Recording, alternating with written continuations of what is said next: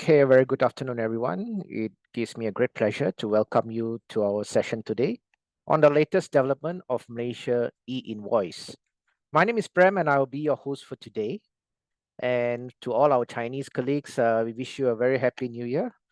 I know it's a bit, some of y'all are still celebrating. Uh, so nevertheless, we are happy to welcome you back. My name is Prem and I will be your host for today. So this webinar will help businesses understand the initial phases of change and how to leverage the 6-month transition period for a smooth adaptation of the e-invoicing. So for your Q&A, if you have any Q&A, please post the questions into the Q&A box. This will be really helpful. So the speaker will answer your questions live. If you have any technical difficulties, you may direct your questions directly in the chat box for me to take it separately with you. Now, without further ado, let me introduce our speaker, Mr. Song Liu. Song is the founder of ANC Group, Malaysia and Singapore. He's our fellow member and a member of MIA, as well as other professional bodies. He's a licensed tax agent who provides tax compliance and advisory services. And he's also an active trainer for us, a frequent media commentator, and also an editorial member of the annual budget commentary. Song is also a member of the ACCA Malaysia's Advisory Committee. Now, without further ado, I shall pass the class over to you, Song. Thank you. All right, thanks, Prem. Good afternoon, everyone, and still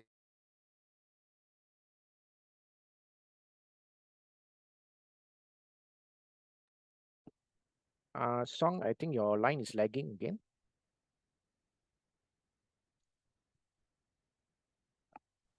the line disconnected. But anyway, Oh, okay. good All right. afternoon, everyone, and happy Chinese New Year still. 恭喜发财, everyone. So I think yeah, the internet connection is not so stable today in my office. I'm not sure why, but I hope things go smooth. Like our Chinese New Year go smooth. Like the prosperity that's upcoming to you. Same as well. What we will do today is to go through the latest development on Malaysia e-invoice. Of course, I will share the details about all the new treatments, all the updates, including one of the update that was being published, the guideline that was being published before Chinese New Year. As a norm, I think most of us has already very familiarized with how our government do their updates. Usually is 1 day or 2 days before Chinese New Year, they will do some updates. So it's very, very common for us to receive updates before the Chinese New Year. I think they want to minimize the impact, I believe. So if you agree with me, you can just type 555 in the chat box. 555 is like high five in the chat box. If you disagree with me, we'll play 000 in the chat box. Last year, on 28th of February, if I'm not mistaken, that was our Chinese New Year Eve. They published the SDK software development kit. At the same time, they published the other government, which is SSM, then published the SSM audit exemption comments on audit exemption. Also on the same date, 28th of February. So try to keep it low, I guess. That was what they're trying to do. Okay, now make sure you can see my screen. So I'm going to start very soon. So thank you, Prem, for all the introduction. So I don't have to go through all this again. So I'll skip all this introduction. But I'm very proud of myself as a member of ACCA Malaysia Advisory Committee. Not just at Malaysia level, we also help in Asia Pacific Human Capital Collaboratives, HCC, which is at Asia Pacific level. And I'm also a member of ACCA SME Global Forum. So I guess sometimes you do receive some invitation from SME Global Forum, which some of the session was not say I was one of the panelists, I guess. Okay, so this is some of the events that we did. I'll just skip and cut the story short. For some reason, I also teach ACCA part-time, and my student is also here. Thank you very much for being here today. Also, I would appreciate if you can post all the questions into the chat, not say chat box, into the Q&A box, so I can answer them later on. So there are total of 130 plus slides today. So I'll try to finish off as soon as I can.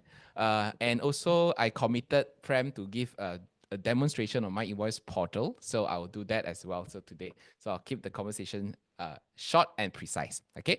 Now let's start off with our updates. So updates in terms of e-invoice, I will segregate them into two parts. Now, first part is about proof of income, which is talking about sales, talking about recognition of income. So what are the updates? Secondly, we will talk about proof of expenses. Expenses, that means more more focus on expenditures. We are looking at self-bill invoices, which cause a lot of havoc in systems. So some of system until to date cannot cater cannot cater self-bill invoices. I think it makes sense. Like, for example, if you look at agents, so we are dealing with one listed company where they have more than a million agents and dealers and distributors. And in order for us to create a self-bill, what we need to do is to create accounts payable for the person. But how do we create 1 million accounts payable in the accounts? So that is, of course, our problem number one. We also have, I guess, if you are, I believe most of you have already gone through what is e-invoice. So I'm going to cut the fundamentals off. If you look at the utility bills and also landlords, we have to do a self-bill declaration of those landlords, individual landlords. Now, question is, how, especially these where the payment is paid to a TMB or to Sarawak Energy or Sarawak in this case. But at the same time, what we have to do is we have to do a self-bill. So my accounts payable, should it be TMB or should that be our individual? So how does that work? So something like that, it costs some tricks that we have to do towards our accounting system, and that's where the system comes very important. And my invoice portal comes very important. In some cases, we have to go using manual way rather than using accounting software if the accounting software or even if your ERP software cannot cater such requests. Okay, so those are things that we will be experiencing lah when you go through your invoice. I'm not too sure whether you have started your invoice or not, but maybe I just do a quick survey. So have you started your invoice? Means you started your invoice on the 1st of August 2024 or 1st of January 2025, give me a high five in the chat box. If you have not started, means your starting date is implementation is on 1st of July, type 000 in the chat box. Let me see what is the percentage. Aha, interesting. Most of you are July. Okay, cool. One, two. Okay, interesting. So I guess it's only about less than 5% started. Okay, cool. All right, interesting. Okay, fantastic. Okay, so let's start off with the dry stuff. If you don't mind, I use these kind of words. Okay, what are the dry stuff? The Finance Act number 2, 2023. Not much of a changes on Finance Act 2024, but more towards Finance Act 2023. So Finance Act 2023 not just cover on Income Tax Act, it also covers on RPGT Act as well. Speaking about speaking about what is the definition of electronic invoice, in this case, what is e-invoice? So Section 2 has already been gazetted, include the definition of electronic invoice. So the theory part, the legal part or the section part, you read yourself. So I'm going to cut the story short. Basically means that the Income Tax Act has already gazetted what is electronic invoice, what is e-invoice in the Income Tax Act. Now, of course, the most important one I would say is the duty to issue electronic invoice, which is under Section 82, capital C. So bracket capital C talk about the duty to issue invoice, and also we also look at some section which is 120, Section 120, which is one of the most important section, speaking about if you fail to issue any electronic invoice without reasonable excuse upon conviction, you'll be fined 200 and not more than 20,000 or imprisonment for term not as 6 months or to both. Now, of course, how do we calculate, how do we compute that fine? Based on what we understand is that the fine can be issued based on the frequency of transactions that we have. That means the penalty, the compound is imposed based on transaction. It's not like a lump sum. You don't comply, I charge you 20,000. So a lot of bosses will say, "Oh, I'm very happy. I just paid 20,000 and I will just forget about the whole thing." You can't do that because the compound started with 200, and I believe it is imposed based on transaction. So it's going to be very severe. So something that you want to take off. And also when it comes to Section 120, this, I would say, the Income Tax Act gazetted this section is basically to say what is the duty of issue invoice. Now, what happens to the data fields, what are the requirements, when is the implementation start date, all that is under update number 2, which is more dry stuff, which is under Income Tax Issuance of Electronic Invoice Rules 2024. Okay, thank you. So yeah, let me hide that partner. Thank you so much. So this is of course, thank you so much. Okay, so basically, this is the issuance of Electronic Invoice Rules 2024, which is gazetted on 30th September 2024. But very interestingly, the gazette effective date is from 1st of October 2024. So if you pause here for a while, if you think about the date, that is very interesting. Now look at the implementation date. We have three phases, right? So phase one, phase two, phase three. Now comment on 1st of August 2024. Phase two, 1st of January 2025. But if you look at this Gazette order effective date is 1st of October 2024, which is 2 months difference between the first implementation which is on 1st of August and also 1st of October. So we are very fortunate. Last year in October, we did a session with RHDN, which is also under SMPH, under ACCA, and that was like within a week from this Gazette order. And we managed to get some clarification. What is the meaning behind this Gazette order, and why is it 1st of October rather than 1st of August 2024? And of course, IRB replied to us. IRB mentioned that this effective date, 1st of October, means the implementation date sticks with 1st of August, but the compound, any penalty for non-compliance, should they arise, will start imposed starting from 1st of October 2024. That means it's like 2 months grace period for first phase. There is like 2 months grace period. So if you've done anything wrong, you miss out some submissions, they are letting it go. The imposition of the penalties will only start 1st of October 2024. That is the essence of this income issuance of electronic invoice rules 2024. Right now, of course, on top of that, they also spoke about the issuance of electronic invoice. So spoke about the implementation date. In this case, if you look at the first 100 million, the electronic invoice shall be issued from 1st of October rather than 1st of August. So that is something that I want you to highlight and take note of. And also when it comes to the purpose of electronic invoice issued under sub-rule, if talking about the threshold wise, is 2022. So that is something that we already know lah. Just that they gazetted in this rules, e-invoice rules 2024.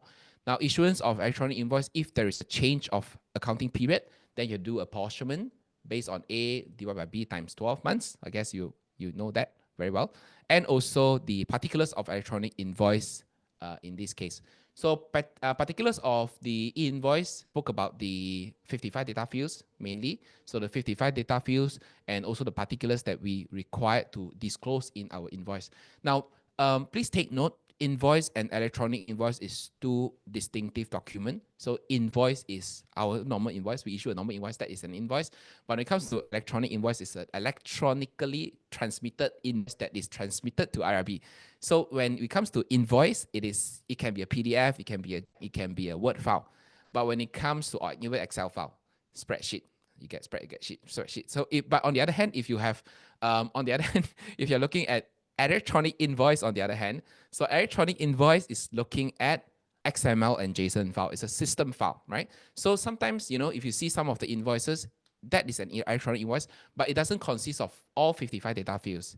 That is totally fine, okay? But make sure when you transmit the data through this electronic invoice, the data fields there, okay? So IRB are open with all kinds of formats. They provide us, the flexibility of the format. Just make sure that your electronic invoice, e-invoice in this case, come with the QR code. So that is their bare minimum requirement. So later I'll explain about that in the FAQ. So this is some of the updates on the requirement. I will leave it to you for your reading pleasure, on the reading pleasure purposes. Later I will generate these notes for Prem to send out a copy to all of you. So later on, I'll send a copy. So sorry for that because I haven't sent out. There's something that I still updating it. The Gazette came in, it's not Gazette, the update came in quite recent and I'm still in the Chinese New Year mode lah. So CNY mode. And yesterday was like the Hokkien God thing. So we slept like 4 a.m. in the morning. So anyway, if you celebrate Bai Tian Gong, so if you celebrate they call it the Sky God, type 555 in the chat box as well. Okay, so I will send a copy to you. Those that we have, I'll go through today. I'll send a copy to you. Okay, so this is basically the references that that was being gazetted in this rules 2024. So some of the requirements, but I guess all of you should have already known it. That is basically the 55 data fields that is stated in the guideline. Okay. Now, of course, there is non-application rules. These rules shall not apply to a foreign diplomatic office, an individual who does not carry on business So this is has already been gazetted, and also a statutory body, statutory authority or local authority in relation to collection of payment, fees, charge, blah blah blah, and also those summon, levy, compounds, and penalties, and also transaction of any goods or services performed before 1st of July 2025. Now, let's look at this paragraph. It is actually very very important. The statutory body and statutory authority and local authority, in this case you're looking at the government agencies, right? So government agencies, if you look at number two, okay, number two mentioned that transaction of any goods or services performed before 1st of July 2025, no e-invoice is required, means there's no application before 1st of July 2025. Now, implying that effective 1st of July 2025, government agencies, all these statutory authorities and local authorities will also start e-invoice. Right? They will also issue invoice to us. That, I would say, it's a fantastic move. I would say it's a very, very fantastic move. It's a fair move for both private agencies and government agencies, public sectors start invoice together with the private sectors and feel the pain of the private sectors. Give me a high five if you think that is the case. Okay, and also if you tempted to reject the invoice from the local authorities, you can do that this year. So type high five, triple five in the chat box if you tempted to reject the invoice. You send me an invoice, okay, I reject your invoice. Okay, number D is an international organization for transaction of any goods sold or services performed before 1st of July 2025. So this is something new. This is something new they added in before the Chinese New Year, focusing on international organization for transaction goods and services performed before 1st of July. Now, of course, what is the definition of international organization in this case? We still have to wait for further clarification on that. Okay, up number three is on implementation of the timeline and the 6 months relaxation period. I guess this is, you are very familiar with this update. So 1st of August 2024 is our implementation date, January and also July 2025. Now the 6 months relaxation period commence 6 months from that particular date. So for those that is 100 million first phase, you have to issue e-invoice almost on every single transaction basis starting this month, and you cannot use consolidated invoice anymore starting this month. Okay, so your relaxation period will end, already ended last month, but for those that is 1st of January 2025, you can now use this 6 months relaxation period, and for 1st of July will start until 31st December 2025. Okay, that will be until end of the year. So if you look at the requirements under this consolidated, the documents that is required, which is consolidated invoice or 6 month relaxation period, there are two things that you need to comply. One is consolidated invoice, and also the other one is consolidated bill invoice. So to do these two things lah. So consolidated invoice means all your sales, you can just lump sum up into one invoice and send it out. And also another one is your self bill. In this case, let's say importation of goods, you don't have to do individual self bill. In this case, you can just console them, and then submit a consolidated invoice. Okay. Now this is the rules under 6 months interim relaxation period, and to us, it's a big relief. What happened was we had one of our clients where they share their invoice number with a few countries, so their running number is always jumping. So if the requirement under consolidated invoice is that you have to state the invoice number. You have to state invoice number one by one, or you have to do a range. But in this case, the numbers is always jumping, and they have to state the numbers one by one. They can't do like a range of numbers.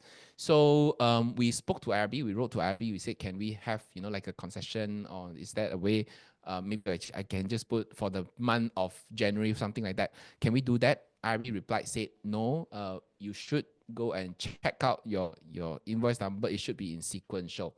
But of course, we argued that no legal basis of the numbers should be in sequential. So we spoke to IRB and said we need more time to start.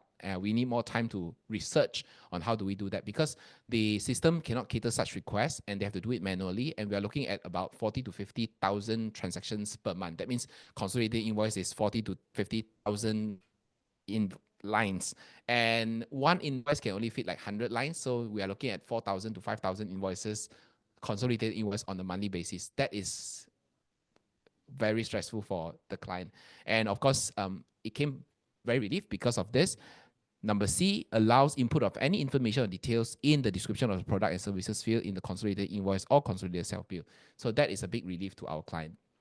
Now, of course, the other rules include you have to issue a consolidated invoice for all activities and actions. That also includes the industries and activities listed under 3.7. That means looking at the 7 industries, right? For example, the construction materials, the betting and gaming, and also in terms of the automotive, aviation. So you can also do a consolidated invoice for this, and also self-bill invoice for all self-bill circumstances.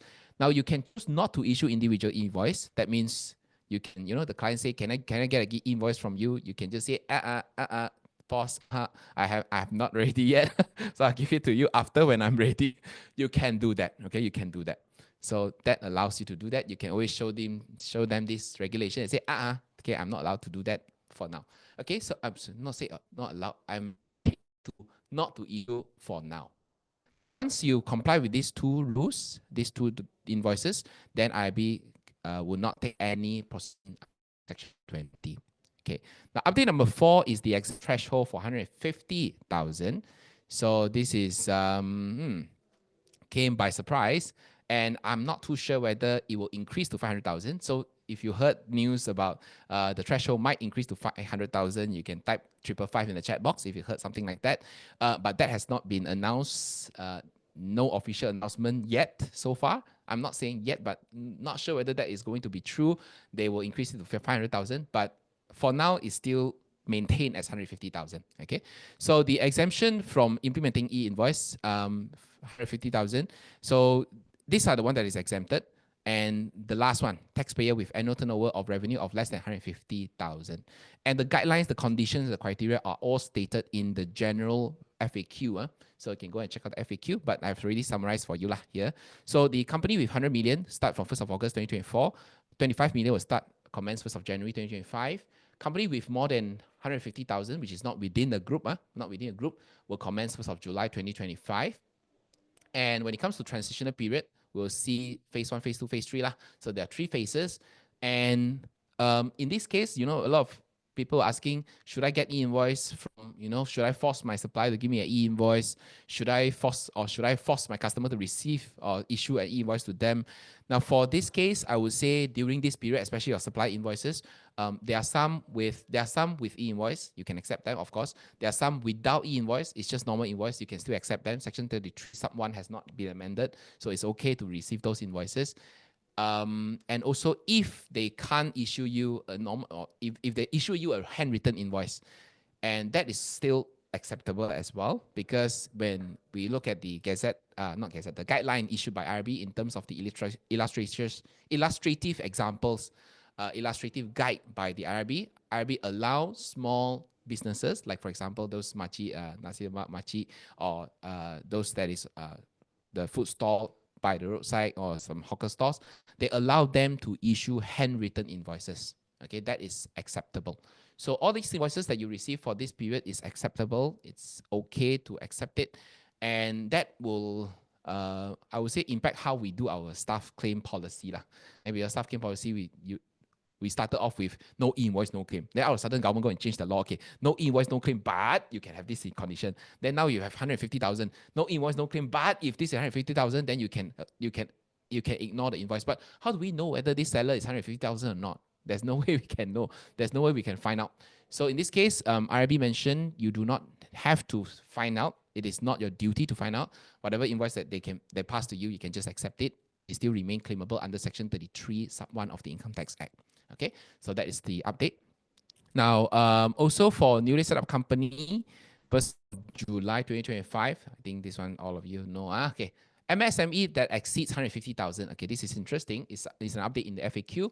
So if let's say you have exceeded, let's say your year end is 2024, and you exceeded 150,000. So you have a bit, you started a new business, and then you hit 150,000. So you started off maybe in 2024, and then you exceed the threshold in 2024, 150,000. Okay, so when you exceed the 150,000 threshold, so 2024 is where you exceed 150,000. The IRB allow us to have 1 year honeymoon period. 1 year honeymoon period, that means you will only commence your e-invoice effective January 2026. Okay, so that is your implementation date, January 2026. So you have 1 year to think about whether you want to close the, oh, sorry, not close the company, whether you want to use which system, how to change your business processes. Okay, joking lah. Okay. All right, next one is on sole proprietor. Sole proprietor, in this case, we're looking at the calculation for 150,000. It is a combination of all your businesses. It's not just one. So let's say this Mr. Song has several sole proprietorship businesses, A, B, C, D. So you have to combine all A, B, C, D to calculate the threshold of 150,000. Okay. Right, there are cases where this 150,000 cannot be exempted. Cannot be exempted. So these following taxpayers are not applicable, so the exemption cannot apply. Our first scenario is speaking about a company or equivalent, non-individual shareholders holding shares in that company. So the taxpayer in this case, even though this taxpayer here is less than 150,000, but you cannot exempt because you are under company or equivalent non-individual shareholder with annual turnover of 150,000. So let's say like LP, so limited liability partnership holds shares in this company, then the LP has more than 150,000 turnover, you cannot exempt this invoice. Secondly, is on the group basis, a holding company has more than 150,000, but subsidiary less than 150,000. But since this is a group of company, you will subject to e-invoice regardless. Now the third one is related company. So holding A holds B, C, D subsidiary. If B and C is less than 150,000, holding also less than 150,000, but D more than 150,000, the whole group subject to e-invoice because this is a related company. All right. So related company. Now, to my opinion, this really is looking at Malaysian company. That is my interpretation. Okay, scenario number 4 is JV, joint venture. So if the joint venture, in this case, if the joint venture party is more than 150,000, then you cannot avoid invoice as well. Okay, now this very important example. So take note. So there are two things that we have to determine. Number one is whether this company is subjected to e-invoice or not. Second question is when is the implementation date? So two very distinctive questions. So if you look at this company, holding company is called JT Motors, implemented e-invoice on 1st of August 2024. So 100 million turnover. So they started 1st of August. But their subsidiary, RC Cycling, the turnover is only 140,000, 140. So question is, are they subjected to e-invoice? First question for RC Cycling is, are you subjected to invoice? The answer is yes, because you are within the group. So no doubt, subject to invoice. Okay, second question is, when is the implementation date? Do you follow the holdings implementation date? The answer is no, you don't follow. In this case, your commencement date will be 1st of July 2025. So two questions here. Okay, so another one is for MSME for Shopee, Shopee, not Shopee, Shopee, e-commerce marketplace. So if you sell, let's say, small merchants, they sell on Shopee, their turnover is less than 150,000, can they request Shopee not to issue them an e-invoice? The answer, the self-bill invoice, the answer is no. You still have to provide the information for Shopee, for the e-commerce marketplace to do a self-bill. So you cannot avoid that. There's no way you can avoid that, right? So you still have to do it, even though it's less than 150,000. You cannot avoid the self-bill.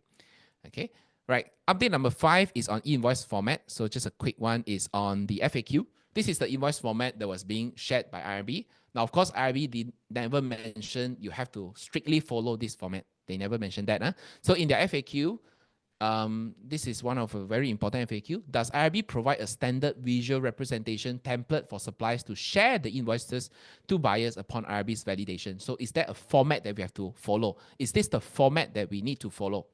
The answer is IRB mentioned taxpayers are allowed to adopt any format for the visual representation of the invoice as per current practice. So you can use back your own practice, you can use back your own invoices, provided the QR code is embedded. So you can take your invoice, the invoice format that you have now, just put a QR code, it is acceptable. You don't have to follow the entire thing here. So options are open, of course. If you want to follow, on prudent basis, sometimes we do that. You can do that, of course. But if you want to, you use back your own invoice format, you can also do that. Just make sure the QR code is there. Okay, update number 6 is on vouchers. So if there is a sales of vouchers, refundable vouchers and free vouchers, what are the treatment? So the treatment in this case, if there is a sales of voucher, means you are selling a product, you are selling a supply, there's a services, invoice is required. Now, refundable vouchers in this case, for example, for compensation in nature, then this invoice will only upon expiry or utilization. If this is free, something that is free, free voucher, then there's no invoice. Okay, some updates on the voucher side. Now on topic or update number 7 is on interest. So this is the latest update in our guide version 4 and version 4.1. So this is one of the, this is the original one. The second is the example. A scenario and also the update. Okay, scenario 1, let's read this. So Kayan Jaya Sdn Bhd is a timber manufacturing company, provides a 30 days credit term to its customers. Now, in the event where the customer fails to make a payment within this credit period, a late payment charge of 3% will be imposed on the outstanding amount. Okay. Now, in view that the Kayan Jaya Sdn Bhd imposes late payment charges to its customer for payment received after the 30 days credit term, so is this Kayan company, Kayan Jaya, is required to issue an e-invoice to the buyer for the late interest payment in accordance to this exception. So that means you don't ask, you don't ask the client to self-bill you, but issue an e to them. Okay, something you have to take note. And of course, on staff loan, Kalui Karat Berhad, a departmental store, provides a low interest bearing loan to its employees as part of their company's employee benefits. So an interest rate of 3% is charged on the outstanding loan balance. So since this transaction involves interest payment from employees on staff loan provided, so this Kalip Karat Berhad is required to issue an invoice for the interest received. So even though this is employees, even though this is part of the staff benefits, but you do receive an income and consideration from that loan. So under such case, you will require to issue an invoice to your staff. Okay, now next one, let's talk about the proof of expense. So earlier on is all the updates on invoices and the sales. Now let's talk about the proof of expense update. Now proof of expense update, before that, any question? So any question? Let me just take one question from the Q&A box. Let me see. There's a few questions from Q&A. Okay. Okay, let me just quickly run through the chat question from Yilin. If we receive invoice from supplier who revenue under invoice, do I need to do a self-bill? The answer is no. You don't have to do a self-bill. You're not required to do a self-bill. Okay, next, let's run through the Q&A before I go to the next topic. Okay, let's read this question together so we don't miss any question. I will only read the top 3 first, then we continue, then we go through the Q&A session. Okay, so Yusuf, I would like to ask about the issuance of invoice for foreign interest income. If we issue when the income received in Malaysia, then if our income is remitted in the next following year, will there be a timing difference in accounting record and IRB's record? Very good question. I will make it very clear that e-invoice and accounting recognition is 2 different things. For instance, let's talk about advances received. Let's say we go for a spa treatment, we receive a consideration, we sell a package of, let's say 1,000 ringgit for 10 treatments. Let's say you go to massage and you buy this package of 1,000 ringgit for 10 treatments. Now this 1,000 ringgit will be recognizable under e-invoice. That means you have to issue an invoice because it's an income that you receive. But under accounting recognition, it is not an income yet because the services has not been rendered yet. So it will be under deferred income, right? And then the deferred income until this these packages is being utilized, then we recognize it into sales. So I will make it very clear. I will mention accounting records and e-invoice is 2 different things. You don't have to do like a tally, you have to do like a matching concept. There's no matching concept in this case. Just make sure you do a reconciliation will do. All right. So I hope I answer your question, Yusuf. Okay, next one is threshold assessment. If the company is active on 2022, revenue above 150,000, but ceased operation in 2023, auditor's financial statement has less than 150,000. Can we appeal to use audited financial statement? You can try. Subject to approval subject to approval. Next one, expenses back charge under debit note. Do I need to submit as well? Now the e-invoice we have 8 documents, means invoice, debit note, credit note, and refund note. For self-bill scenarios, we self-bill in note and with debit So in this case, I would say debit note is part invoice. So by right, yes, you need to issue an e-invoice debit note. That means you have to submit that debit note lah. You have to submit the debit note. And of course, in terms of expenses back charge, is usually under reimbursement or it could be under disbursement. So it depends on the case. If this is reimbursement, then you have to issue this invoice and charge back and upload to IRB. Let me take one more question before I go to the next topic. New company incorporated in 2023. Year end is December 2023. The company commenced business operation in 2023. Turnover is more than 150,000 in 2023. Is the implementation date will be 1st of July 2025? My view, yes, it's 2025. My view is yes, 2025. Okay, so I'll come back to this question later on. So let's go on next update on proof of expense. Actually, there's a lot of updates. I need go through very fast, very quickly. Shitting to do. Let's just go straight to the point. Update number one is on staff claims. So I guess all of us know that the IRB are very gung ho with how we submit our claims. So they are looking at any kinds of claims, including like petrol claims. This is the infographic that was issued by IRB. Mentioned that even you go to petrol station, please get the invoice from the petrol station. The question is, if you look at this scenario here, the question is, maybe I just ask you all, what's the problem with this scenario? So the petrol station, if you go to petrol station, you buy you go and pump a petrol, right? You have to go through the app. So this is what IRB suggested. Go through the app, and then from the app, choose personal or corporate profile. Then you can generate the invoice under corporate profile for your invoice purposes. Now the question that was being posted to IRB in this case is nothing technical. It's nothing technical. Is that why the hell are we using phone in the petrol station? Are we supposed to do that? Are we supposed to use the phone in the petrol station? Something wrong with this infographic. It's not so. It is not so right. That is what I feel. But anyway, if you agree with me, can type 555 in the chat box. High five if you agree with my statement. But anyway, so this is the expenses that was incurred on behalf of employer. Now, some small updates there is that the IRB is going very easy on staff claims. I realize. So initially, the guideline was stated that three steps. So step number one is you have to get this invoice to the extent possible under the employer's name. Means try your best to get it under the employer's name. Okay, fine. That is step number one. Now, number two is if you cannot, there's a concession given, at least bare minimum issue under the name of employee. That is number two. Now, if you are if this is more like traveling claims in other foreign countries, then just get the receipt from the taxi driver or the Grab driver or whatever. Use that as your supporting. You don't have to do like self-bill the taxi driver. So you got a shock of his life and they kick you out from taxi. So you don't have to do that. You don't have to get all this information from them. The receipt itself is sufficient to support your expenses. Section 33, again, has not been amended. So there's no requirement under Section 33 that states you need an invoice to get a claim of tax deduction. All right, just take note of that. Now, something that was being added recently is this sentence here: issued in the name of employee or existing supporting document. So this sentence is actually quite interesting. Existing supporting document means it can be any supporting documents that we have now, right? So for instance, if we go to supermarket, can we just use this supporting document, means a receipt without the name of employee, without the name of the company? I would say for this period, yes. This is what how I interpret this sentence. Perhaps this existing supporting document is to cater current situation where it is still going through the transitional period until end of the year. I'm not too sure. But for now, any invoices that you receive, even though this is not an invoice, is acceptable for tax purposes. Okay, so just take note of that. Okay, now another problem that we have was this one. Okay, this is the illustration that I want to share with you.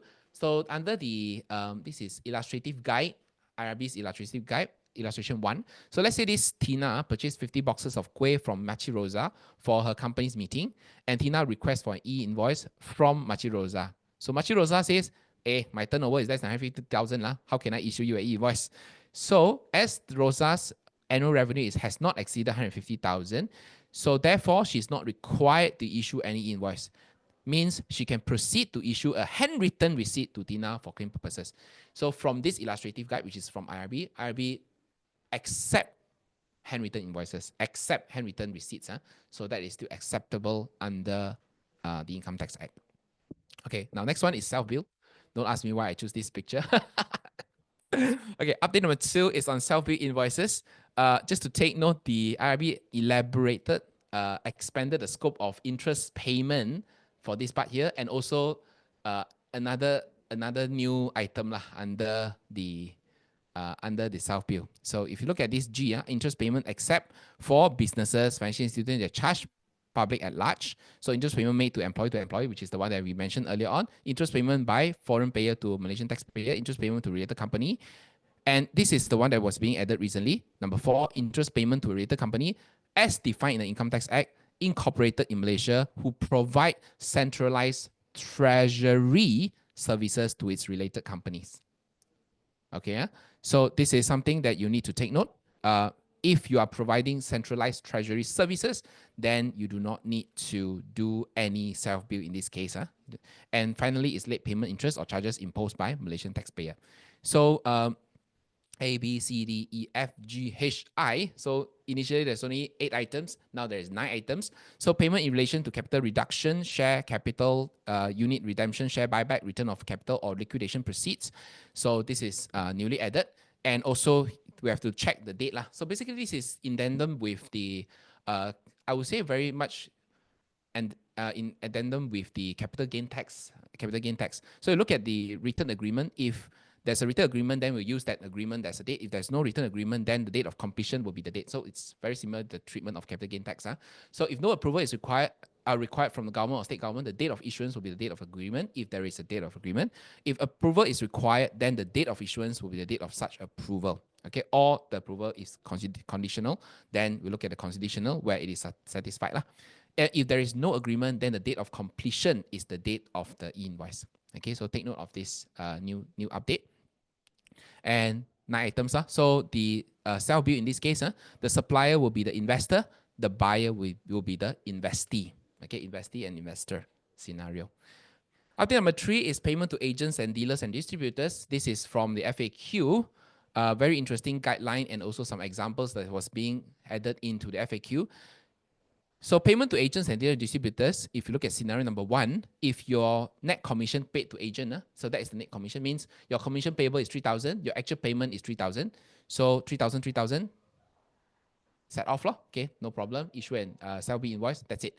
Now, kind of February, if there is any adjustment in February, so let's say your commission payable is 2,000 and there's a clawback of this commission which is in January. So let's say this is a property agent and perhaps the land, the deal, the property deal that doesn't come into light, S&P sign, but after that the buyer call off. That case do happen, right? So those cases do happen. So in this case, there's a reversal. There's a clawback reversal of the commission. So in this case, the commission payable is 2,000. The clawback is 1,000. So the actual payment to agent in February is 1,000. So in this case, if you look at the details of the commission, so the commission would be 3,000 for January and then 1,000 for February. Okay, so it's after the adjustment of this 1,000. Okay, next question. Next scenario, clawback is more than commission payable. So let's say the commission payable is 3,000, the actual payment to agent is 3,000, but February you fully clawback the entire thing. So 3,000 fully clawback. That means by right there is a reversal of 1,000. Means the agent is supposed to pay you 1,000. But instead of getting the 1,000 back, what you did is you do a set off in the upcoming months in March. So if you do it, set off in upcoming month, then your commission payable is 2,000. Then March, you set off this 1,000. The balance payable is 1,000. Even though this payout is like this is how you pay out. But when it comes to e-invoice, the scenario is different. Because scenario 2, self-bill credit note is required. So in this case, when there's a 1,000 ringgit, you have to do a 1,000 ringgit credit note, self-bill credit note to adjust the payment. Okay, so this one you have to take note. Now, scenario number 3 is on there's no payment to individual due to set off of expenses. Certain expenses. Commission payable is 3,000. There's a rental charge by company to agent. It is quite common. Sometimes, they share the offices, they charge them a rental, they use the offices from the HQ or something. So they charge back a rental. There is no payout. But even though there's no payout, commission is payable. That means you still have to create the self-bill for 3,000 ringgit. But when it comes to this 3,500, since this is an e-invoice charge, it's a rental charge by the company to the agent, so you have to issue an e-invoice for this rental. And when it comes to February, 3,000 minus off the rental of 500, which is here, they carry forward. So the balance payment is 2,005, but you cannot deny the fact that the commission is 3,000. So your sell bill would be 3,000 for February, okay, which is the gross amount. Okay, so some updates on payment to agents. Also, this is very important. Let me just touch on this. The sell-bill invoices on payment to agents and dealers and distributors can it on accrual or payment basis. So the guideline mentioned it can be accrual or paid basis as long this is consistently applied based on your practice with the agents. Okay, so this clarifies some of our questions whether we should disclose the sell bill when it comes to accrual of commission. The answer is yes, you may not. Okay, it's up to you at the end of the day. I think I want to touch on this is important, acquisition of goods and services from individual taxpayers. So I guess this is something that we spoke about on a daily basis when it comes to self-bill invoices. The IRB want us to self-bill not just the rental and also the utility bills. So the rental and utility bills to the landlord, on the landlord in this case. And the worst part is if the landlord comes in 3 different person, you have to do 3 self-bill for 3 different person. So you have to do, let's say this company rented this office from 3 brothers, H, A, and A. So we have to do self-bill for all 3 of them. And the worst part is you have to find out what is the agreed upon proportion. Means they'll ask, hello, how do you share your rental? So if they say, oh, we equally share 33.3, 33.3, 33.3, then you have to ask them, where does the 0.01 goes? So welcome to Malaysia. This is self-bill. We have to create 3 transactions in this case. If you are using ERP or accounting system, you have to do 3 self-bill, 3 APs. But at the end of the day, the payment is only 1 payment, which is 1 payment to one of the landlord only. So something that you need to think about lah. You have to think about how your system is going to cater that. All right. So take note of that. Okay, this is same. This is the same. Okay, next one is on the importation of goods. Okay, this is very, very important. There are a few scenarios that I want to highlight to you. Which is more commonly used one. So I'm going to go through some common use importation scenarios. So if you look at the illustration 23, stating that we have to issue an sell-bill invoice when we import goods from overseas. Okay, that was the requirement. Now, if you look at the requirement here, let's say Bobby runs this Kedai electronic smart gadget and he imported his goods from China and the custom clearance is obtained. Custom clearance is obtained on 20th June. So 20th June 2025, let's say. Okay. So your due date to submit your self-bill is by end of subsequent month, which is 31st July 2025. Right, 2025. So by next month, you have to submit. So it's not based on your invoice date, but it is based on your customs clearance date. Okay, so customs clearance date plus 1 month, that is your due date. Now, what happens if you do receive your invoice early or late, or in some cases, what happens if you do consignment cases? Means the importer is consignment. They consign the goods to you, and then you sell it first, subsequently only issue the billing. So what happens and how do we do the self-bill? So I'll talk about that shortly. And also just to highlight to you in this case, under pursuant to section 138, sub 4, double capital A, small capital A of the Income Tax Act 1967, e-invoice information submitted by taxpayer to the My Invoice system will be shared to customs. That is something that we need to take note of lah. That's why self-bill requires our K1 information so that they can send it to customs, so customs can check whether these goods has been cleared properly or not. All right. Okay. So what happens if the invoice is earlier than the shipment date? So let's look at this example. So the foreign invoice dated 1st of January 2025, and your date of foreign invoice is before shipment date. So your shipment comes later in 4 shipment. Shipment 1, 2, 3, 4. So what happens then? Do I need to do self-bill every single time when I receive a shipment, or I just need to do once? So the guideline mentioned you only need to do once, means on the 1st of January 2025, and your clearance is based on February 2025, you have to, based on this custom clearance, to do one single self-bill, and you can disclose entire invoice there. So the full amount there, even though your clearance could be only 20% of the shipment. Okay, so just do one self-bill will do. And the rest of the shipment, you do not need to do any more self-bill. Now, second scenario is where the invoice is between the shipment date. So let's say the shipment comes first, invoice comes later, the final invoice comes later. So yes, there will be commercial invoices. Is there? So definitely there will be commercial invoices, but the actual invoices for counting purposes only come in first of October 2025. So what happens? So a shipment before and also after. What happens then? So the IRB mentioned in this case, you have to do a self bill all the way out, self bill until you receive the final invoice. So once you receive the final invoice, then you don't have to do any more self bill. All the balance of the amount, you can just park it under this final shipment tree, which is the final declaration on self bill declaration in this case. Okay. Next one. What happens if this is like a consignment arrangement? Means they consign the goods to you first, and then finally the invoice comes in. So you have to do a self bill all the way until you receive the final invoice, and also to make sure your final invoice tally back to the shipment lah. It shouldn't have any differences and any variance from what we see. So if there is under declaration, so let's say this is 100,000, the shipment is 100,000, but your final invoice is 125,000, that could be a big problem because there's a 25,000 of under declaration. So take note of that. Okay, what happened to drop shipment? Okay, drop shipment. So if you look at drop shipment, so let's say M Sendirian Berhad issue an e-invoice to S Sendirian Berhad, which is M means Melody Sendirian Berhad's customer, and this overseas supplier will deliver these goods directly to S Sendirian Berhad. So it's a drop shipment case. Means M is the importer, but there is no importation. There's no importation document in this case because the importation all done by S Sendirian Berhad. So under such scenario, importer is M. That means you have to do a self bill under M, but there is no K1. There's no K1 because K1 is under S name. So in this case, IB allow us, there's a concession given where you still need to do a self bill. So you just need to do so. Malaysia buyer issue a self bill, but there is no custom form reference number required. There's no custom form reference number. Okay. I cut the story short, so all these scenarios you can read it yourself later on, if you don't mind. Okay, so next one is on a consolidator. So let's say this M Sendirian Berhad, they engage a shipping company, a consolidator, to consolidate all the transactions, all the buyers, and usually it is multiple buyers lah. Many buyers console together. Like for example, buy AliExpress, Taobao, 1688, those kind of things. It's under consolidator.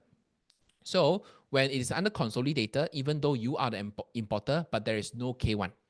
Under such case, you can you still have to do a self bill. That means the consolidator is the one that imports the goods, so the K1 will be under the consolidator. But for the buyer side, we are the buyer. We do import, but there is no customs form reference form required. So there's no K1 required in this case. Okay, so that is some updates on the scenario. Update number 5 is consolidated self bill e-invoice. So there is a update on the last one, which is self bill circumstances involving taxpayers overseas and branches of offices. Now this only apply after the relaxation period. So during the relaxation period,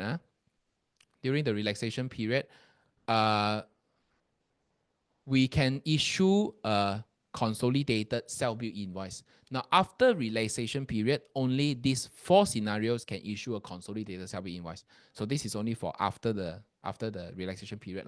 So transaction with individuals, interest payment paid at large, claim compensation or benefits paid by insurance, and finally, is self bill circumstances involving taxpayer overseas branches offices. They can do a consolidated self bill. Okay. Next one is on related party transactions. So this is the illustration 20. Buyers are required to issue a self bill invoice on interest payment to related companies, non-financial institution. So Kedai Electronic Smart Gadget has obtained 1 million loan from its holding company, which is Smart Sendirian Berhad. Smart charges interest loan to this Kedai Gadget lah. So Kedai Gadget in this case, because this is under related company and is not financial institution, so under such case, Kedai Smart Gadget is required to create and submit a self-bill invoice for interest paid to Smart. So this is a related company, related party transaction, not financial institution. There's a interest. You have to do a self-bill in this case. So you have to do a self-bill to them and declare to IRB. So this is some updates on the example, which is recently updated before Chinese New Year. So C Saran has obtained 10 million loan for businesses from its holding company Bini Saran Berhad. Bini Saran charges an arm's length interest to C. Bini Saran is not entity providing centralized treasury services. So in line with this section, as Bini is not entity providing centralized treasury, C Saran is required to assume the role of supplier and issue a self-bill invoice for the interest paid to Bini. Okay, next scenario, it's the same facts as example 16, except C has now obtained the loan from Yi Saran Berhad, where Yi is a related company that offers centralized treasury services to Bini Group of companies. So if you are such services, centralized treasury services, then Yi Saran Berhad is required to issue an e-invoice rather than doing a self-bill transaction.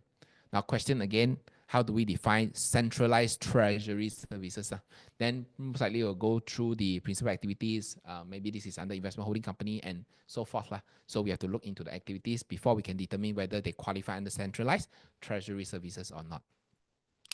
Okay, mortgage loan, this is a very quick one. Basically say that the banks will issue the e-invoice to us. I recently only received notification from the banks. Some, they supposed to start 1st of August, but many of them used the relaxation and only commenced last month. So I would say most of them just commenced last month. So they, in terms of higher purchase interest and all those things, the bank will issue an invoice to us. Okay, interest paid to estate administrator. This is a new example added last 2 weeks. Mark serves as the estate administrator for John, who was a moneylender. After John's death, Mark has been administering the estate of John as well as John's money lending business. Shaika Debug, one of the John's customer, will make a money installment payment to Mark, which consists of interest and principal. Now, as Mark is only an estate administrator, so Sharika Debug is required to issue a self-bill invoice on the interest paid to Mark. So I have to do a self-bill rather than issue an invoice. So I have to do a self-bill in this case because this is under estate administrator. Okay, this is the final update. Accelerated CA for ICT equipment. So this is the recent budget announcement.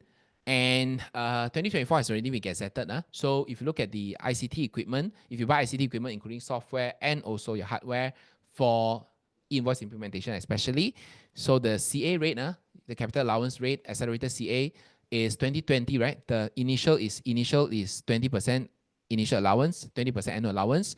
But for 2024, they propose it to 40-20. So 40% initial, 20% annual. So 2024, your ACA is 40-20, has been gazetted under PU 328.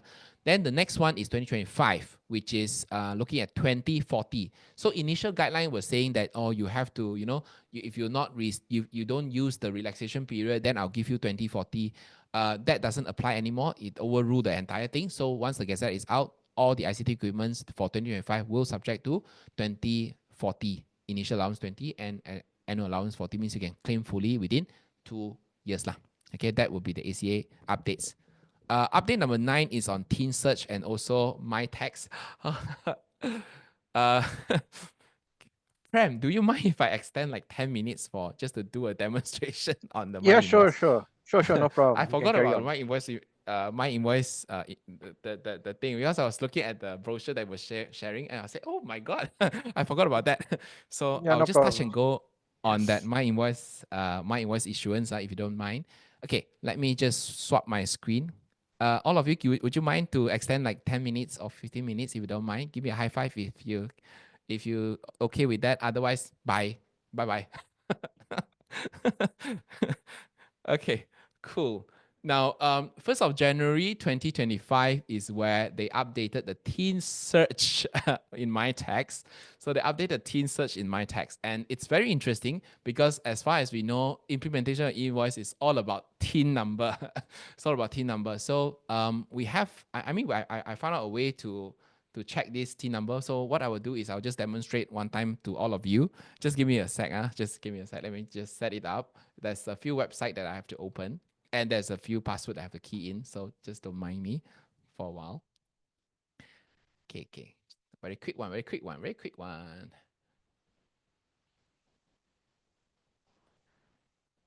Okay, so I guess the one of the most important website that we will be utilizing is My Data SSM.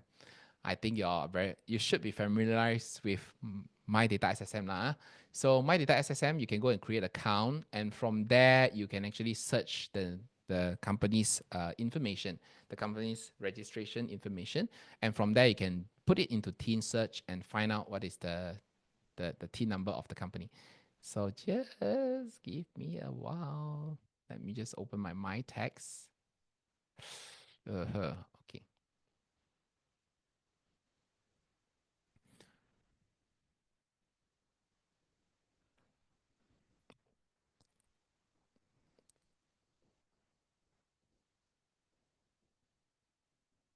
Okay, so this is the my text, and also this is my data SSM. I'm not too sure why double connect. Wait I check what happened to my ID first. Lagging ke?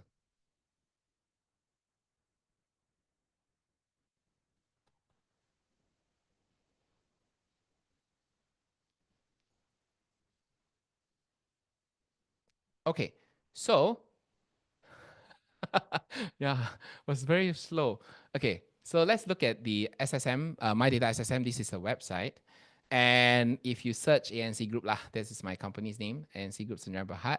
So, lambatnya, okay. So this is the company's registration number. You have to use the new registration number. And you can take this new registration number, log in into your MyText. Wow, so slow lah. This is the first time I see SSM so slow. You can go to, I'm not too sure whether you can go to SSME info or not, but uh, it's okay to open an account for My Data lah. You don't have to pay one. It's free one. So you take this new registration number, you go to My Tax, go to Search Teen under your right hand side. Then you go under Other Than Individuals, go under Company, put the registration number in, search. Ta-da! This is my tax number. So yeah, ta-da. Okay, so this is how you get the T number. Now, of course, if you're looking at partnerships, so let's say I take one of the partnership. Not too sure whether I can get one. Uh, this is my uncle's company name. Let me see whether I can find it. See, so slow. Oh my god. Okay, for partnerships, just to take note, partnerships, you have to use the old registration number rather than the new registration number. So the old registration number works, not the new one. I believe IRB don't have this data lah. So if you go to this, right, this partnership, oh lambatnya. Okay, so the old number, okay, then go under partnership, and then you put in the reference number, search. Ta-da. Okay, so this is for partnership. If you put a new one, you won't be able to get anything. So for individual, you have no choice, IC or T number. That's no way you can avoid lah. Okay, this is basically for Teen Search. I hope you learned something new today. Give me a high five if you do so. Let me swap to my invoice portal. I was supposed to do a demonstration on that. I have totally write off from my mind. I apologize for that. Sorry. Let me just get it up very quickly. Okay, so under my invoice, okay, you can always do a testing, means you can go through a testing environment in this case. So that means you don't have to necessarily start actual MyTax. You can go to pre-prod. So this is pre-prod mytax.hasil.gov.my. This is where you can test the testing environment. And after that, you can go to my invoice and it will lead you to this page lah. Hiya. Okay. Sorry, wait. Let me key in first. Otherwise, you see my IC. My IC start from 03, so I cannot show you. 03, 2003. 差不多. Okay. Just give me a sec. Sorry.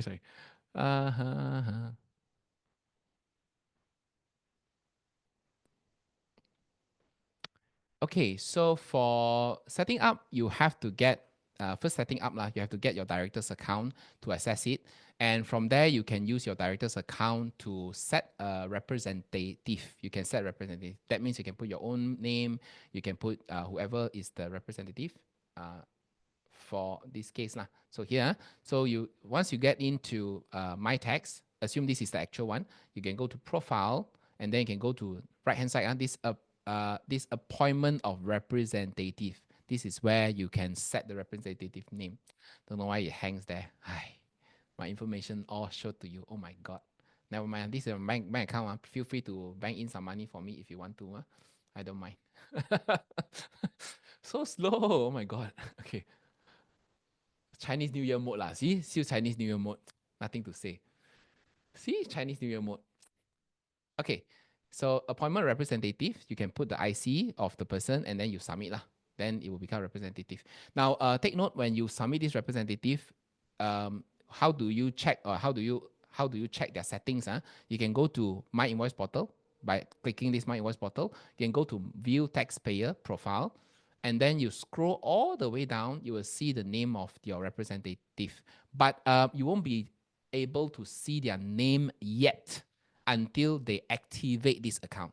Means they have to go in, they have to activate the My Invoice portal, then their name will come out. Otherwise, it won't come out lah. Okay, so it won't come out. Okay, so here, so this is the name, and then it will only come out after your staff come in and activate it. Then the name will show. So if you appoint the person but they never log into this account, log into this My Invoice portal, it won't show. It won't show. Now, of course, on the other hand, you can also create a QR code for them to scan, provided your customers do use QR code for My Invoice portal. Okay, how do we issue an invoice? Let me just quickly run through a quick demonstration. And from there, you have a rough idea lah, what is e-invoice all about, the fields, the data fields that is required. Now, go to new document, go to invoice. These are the 8 documents that I mentioned. And you can go to draft. If you want to do like a batch upload thing, you can go to draft, click this batch upload button, and there is this Excel file that you can download, this Excel file. IRB is very kind, very, very kind. They provide us a lot of template for us to use, including this Excel file, including this Excel file. Now, this Excel file looks something like that, where there's a field for you to fill in. Once you fill in the template, you can always upload all this transaction through this Excel file. So it's something like this. Just give me a sec. Let me just quickly take it out. Okay, this is the Excel.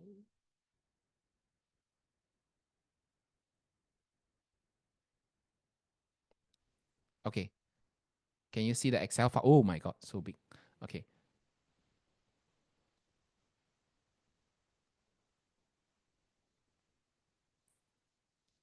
Okay, so this is the Excel file, and let's face it lah, it is not easy lah. So you look at the fields that is required under this Excel file. Now there are total 11 tabs. So 11 sebelas, total 11 tabs. You can see the tabs at the bottom. So we have 1, 2, 3, 4, 5, 6, 7, 8, 9, 10, 11. 11 tabs. Okay. And they make it very user friendly lah. You see, this is tab number 1, very user friendly. This is tab number 1. So how many fields? Okay, just go, bear with me. Okay, this is the start. Not very long lah. Very short only. Not very long. Extremely short. See, not very long only. So good luck, good luck. Good luck. All the best to you. I think it's like 70 plus fields that we have to put in. So it's not easy to use this batch upload thing. Please start early. Get the IT guys to do it for you rather than you do it yourself. Okay. Now, this is how you get and how you retrieve the Excel file. On top of that, if you want to issue an invoice individually, you can go to new document, click start. And this is where the invoice issuance will start. But today's internet was I'm not too sure whether it's my internet or the website, but I high believe that this is the website's problem. It's extremely slow, so I can't really show you. But maybe I will just highlight some points to you. You can go and check it out yourself. For the issuance of invoices, once you go into this portal, lambatnya, okay. You have to check a few things. So a few settings that you have to look into. When it comes to issuance of invoices to your customer, you have to ensure the TIN number is there, or the registration number is there. Now, if you're looking at the item by item, you have to ensure the unit of measurement is there. At last. Okay. So this is 1, 2, 3, 4, 5. There are total 5 tabs for issuance of one invoice. So you can imagine the char kway teow auntie very, very frustrated when they issue an invoice. So there is this invoice number that you have to put in. You can always overwrite it, or autofill it. It's auto run. And you can also put the date and time of the invoice. So you have to put the time as well for some reason. Okay, continue. Next one on the left hand side is where your supply information will be. So the supplies information, including your MSIC code, your business activities, your addresses. Usually these are all preset in your system already, one lah. So it's all there already. Now then you have to look into this ID type. This is where you have to issue an invoice to your customer. So you have to put under the company's business registration number, like what we did earlier on. So let's say I put a console, easy, and the TIN number is the TIN number of the company. So if the TIN number is correct, this is what it will be. Now, if the TIN number is wrong, then they will show TIN is invalid or the registration number is invalid. Then you have to relook into it and find out what happened. Okay, then you have to collect the data of your customer. In this case, the name of the customer, the address of the customer, and also the city, postcode, country, and the state. Okay, so these are the standard information, the addresses. And all this comes with asterisk, means it is a compulsory field. Next one, look at the line item. You can always set your currency here, set your currency, and you set your exchange rate here. If you're using Malaysian ringgit, then just go to add line. So under add line, this is where things get very tricky because you have to look into the classification code. So first of all, the IRB wants us to disclose all our transactions, all the transaction, what type of the nature of transactions. So we have to disclose the classification code. In total, there are 45 classification code, but I expect the classification code will add one or two more this year because of new relief or expansion of relief that is upcoming. So I expect the numbers to go all the way up to more than 45. You have to find out which nature of business that you are in and then put it in. For example, if I'm buying a laptop or maybe I'm a Mac store or Apple store machines, in this case, then I'm selling computer and smartphone, then my code will be 003. Now, if I'm in the education, code is 010. If I'm doing consignment, it could be 11 or 11 or 12, right? So if let's say you are in the medical, then it could be 20 or 21. If it's not within any of them, you go under others, the line. Reimbursement is 27. Disbursement is 006. So early on, there is a guideline stating that disbursement means if you payment on behalf, you do not need to issue an invoice. The answer is yes, it is true, but at the same time, e-invoice also allow us to use disbursement. So there's a contradicting part on the guideline and also what it was being showed in the classification code.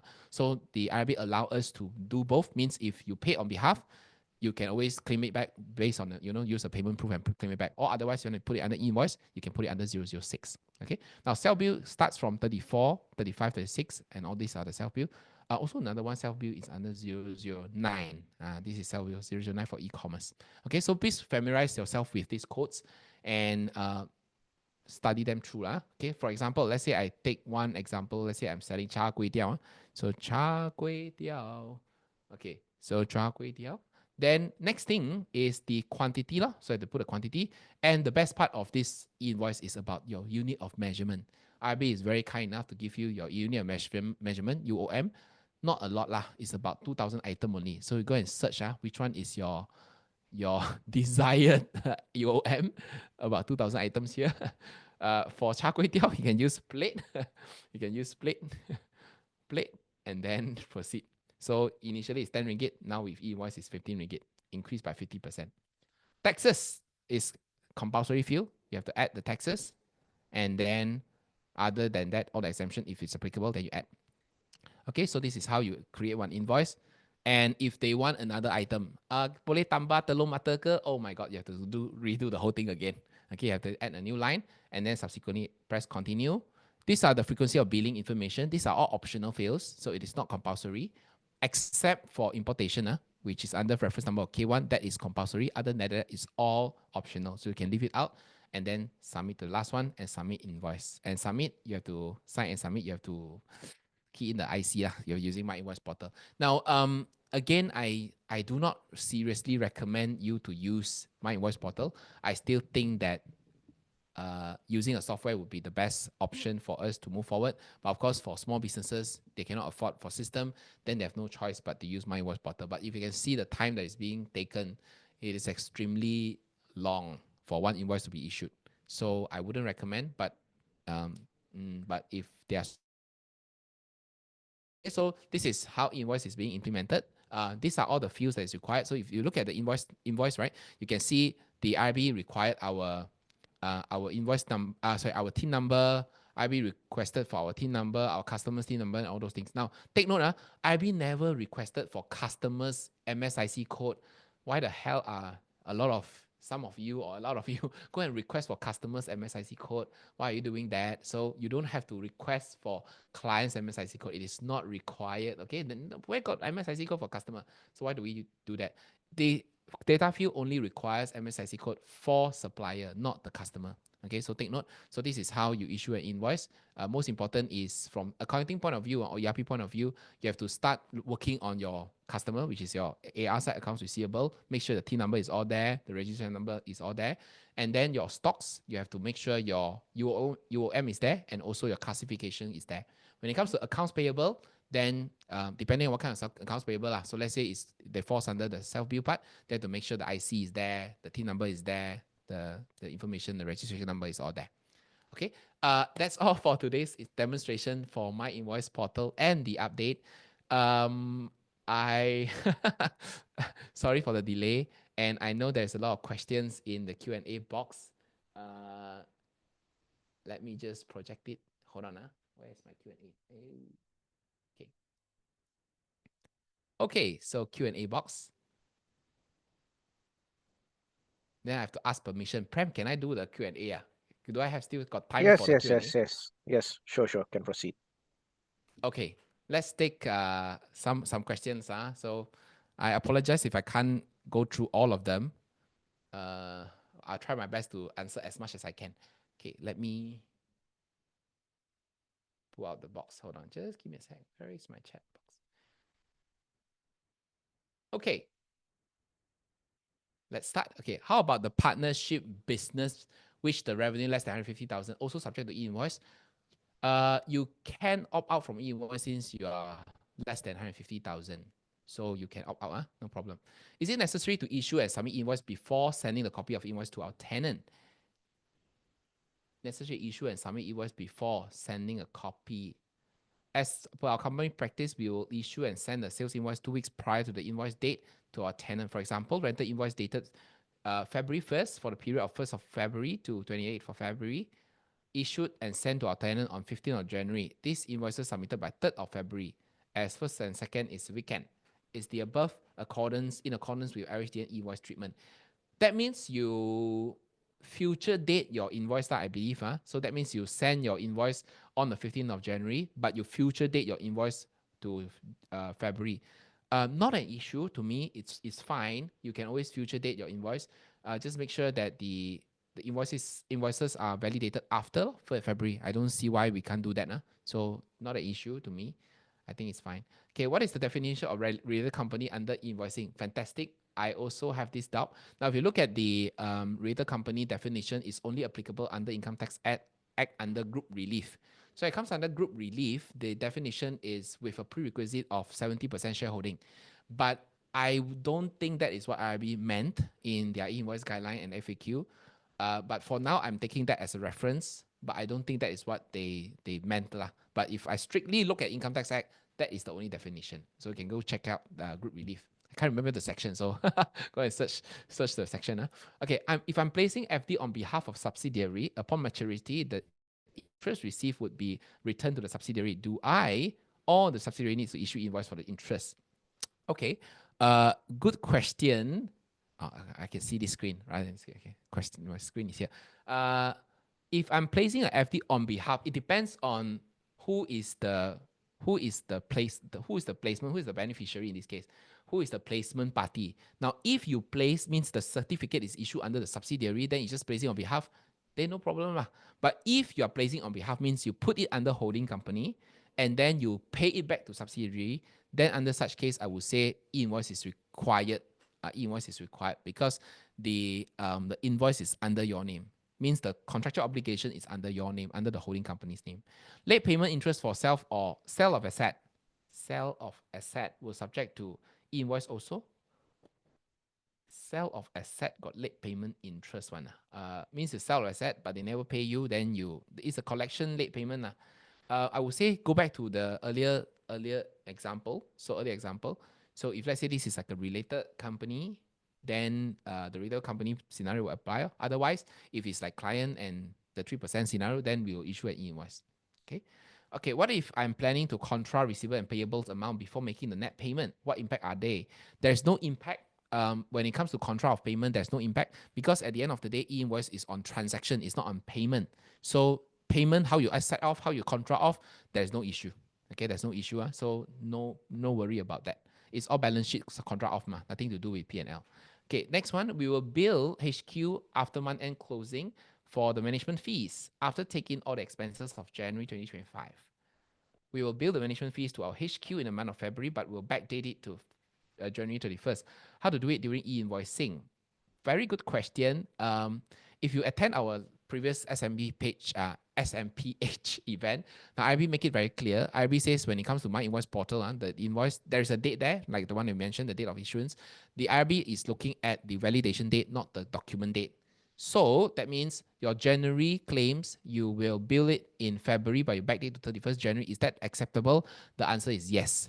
So you can backdate your document back to 31st of January, but your validation is in February. That is allowable. Okay.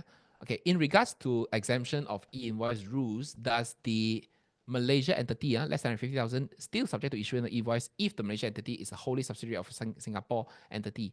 My view, that is entirely my view. So my view is looking at local companies, local Malaysian companies rather than foreign companies. But again, that is still pending for clarification. So very good question. I will also seek clarification on that, but that is utterly my view at this present moment. That is my interpretation. Okay, I would like to inquire if I'm receiving loan from my holding company as a subsidiary. Is it I need to do self-bill billing when paying loan interest to the holding company? Yes, that is the question that we did for C and Bini Sandra Mahatna. If sales invoice only issue one invoice for the entire month after compound month sales order, can my invoice particular only mention sales order number and amount without description for month sales order? Yes, you can. Yes, you can. So you don't have to put everything in. So you have your own sales order where you have all the information, all the particulars. But on the other hand, you have an invoice where it is much more shorter, much more summarized. It's okay. It's okay. It's okay with that practice. Why does the Malaysian government still prefer invoice over GST? This is a government thing. I don't know. One day I become finance minister, I'll tell you. But anyway, just to share with you, e-invoice doesn't replace GST. E-invoice and GST will operate together. So it's a pair. Basically, it's a pair. And GST is all about indirect taxes, which is under customs. E-invoice is all about administration, which is under income tax. So imagine GST is all about input and output, right? Income tax is all about charge, who pay income tax and who's claiming income tax. So the concept is the same. So once e-invoice is completely smooth running, and they just need to change the SSD into GST, output and input is all automatic tally already. So I would say GST is coming. It's definitely coming. I am very confident it will come back. It's just a matter of time only. Okay, so it is not here to replace GST. Invoice is not here to replace GST. Regarding the issuance of self-bill invoice, I'll take another 3 minutes. Prem, you don't mind, 3:25 will end the class. Sorry for dragging your time. Regarding the issuance of a self-bill invoice for the importation of services, our understanding is that we should refer to the date we received the invoice from the supplier rather than the actual invoice date. Example is below. Yes, correct. It's based on receipt date rather than invoice date. So it's receipt or payment date. So foreign invoice dated 28 July 2024. Foreign invoice received is 9 September 2024. Payment to ZMY, there's no payment yet. So for the above example, they should issue a self-bill invoice for importation not later than 30th, which is correct, 31st October, upon receiving. Your answer is correct. Your understanding is correct. Why can I click? Okay. If invoice is sufficient for tax deduction, then why do we need to ask for invoice for expenses and purchase? And is it sufficient enough if we comply with invoice for sales and self-bill only? For the time being, my answer is yes. That is what IRB is looking at the moment. It's not that they do not want that to. It's not that they don't want that to be e-invoice. It's just that the time is not there yet, and if you look at the three phases, some of them started last year, some of them started this year, some of them started most likely next year. So there's a different timeline, and they can't force everyone to issue invoice because some of them are not there yet, ma. So for this case, for this transitional period, any invoice is okay, is sufficient. But comes 2026, perhaps, come 2026, perhaps there will be a proposed amendment to Income Tax Act under Section 33 sub 1. If that transaction requires an invoice to be present, then you need that invoice. Otherwise, you cannot claim. So that is something that we foresee to happen, most likely 2026 onwards. Okay, what date should we use for self-bill invoices for foreign services in my invoice portal? The invoice date of the date we received the invoice